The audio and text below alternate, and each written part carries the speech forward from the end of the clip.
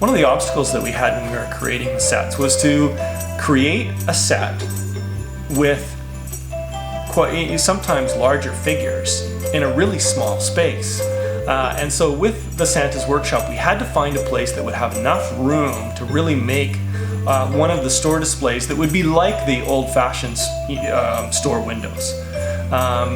Back when they would do these at the different department stores, they had a lot of room in their front windows, and to make these characters work in such a small space was really challenging.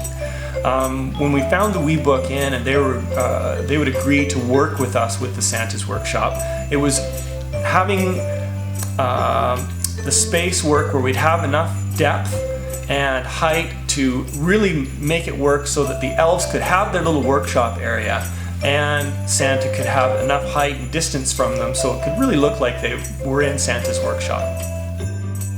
Painting the walls was more complicated than painting the floor. The wood, the richness of the wood graining and the different colours of the wood came quite easily. The walls are a lot more subtle, but experimenting with the plaster and just shading in the corners, and then I actually even experimented mixing little bits of gold dust, it's called Perlex, in with various mediums to try and get a slightly shimmery, iridescent feeling to it. Designing the costumes for the elves was sort of challenging because although we wanted it to be pretty traditional and kind of a classic sense of an elf, something an elf might wear, we also wanted to maybe put an interesting spin on it. So we went through a lot of designs, everything from them wearing all kinds of colors back to the traditional colors. And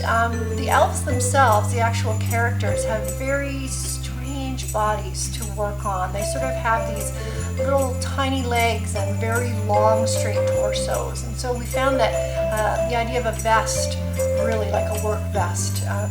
was going to be the best thing, and that's when we hit on the green leather, and from there everything kind of just fell into place for the costumes. Because we're doing it in a bookstore, we wanted to include books, and so we thought we'd have a library also there in the top of the walls that would be all of the different toy designs and all of the different things that they build would be in the catalog of